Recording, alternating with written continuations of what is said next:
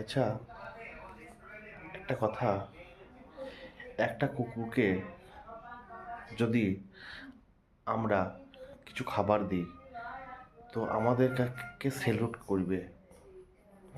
যদি ছুঁড়ে দিই খাবার আমাদেরকে প্রণাম করবে, আমাদেরকে ভাও ভাও ভাও ভাও করে আমাদের কাঁদবে, কত আদর করবে আমাদেরকে। রাস্তাঘাটে গরিব মানুষ, তাদের থাকার জায়গা নাই, তাদের খাওয়ার কেউ নাই, তাদের কত গরিব, কত কষ্টের মধ্যে আছে। আর আমরা এই যে এত সুন্দর শরীর দিয়েছে, এত সুন্দর রূপ দিয়েছে, যৌবন দিয়েছে, অর্থ দিয়েছে, পয়সা দিয়েছে, বউ দিয়েছে, ছেলে দিয়েছে, মেয়ে দিয়েছে, গাড়ি বাড়ি সব কিছু দিয়েছে। কে দিয়েছে? ভগবান শ্রীহরি কৃপায় দিয়েছে, জগন্নাথ দেব কৃপায় দিয়েছে। কিন্তু আমরা ভগবানকে কৃতজ্ঞ জানাবার কিছু নাই। আমরা ভগবানের জন্য কোনো কাজ করতে পারি না। কেন পারি না? একটু গীতা পড়তে পারি না?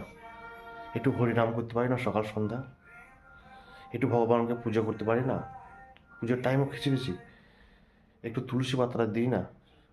শাস্ত্রে বলেছে ভগবানকে প্রতিদিন কেউ যদি 11টা 21টা করে তুলসী পত্র দান করে তার ঋণ ভগবান জীবনে শোধ করতে পারবে না।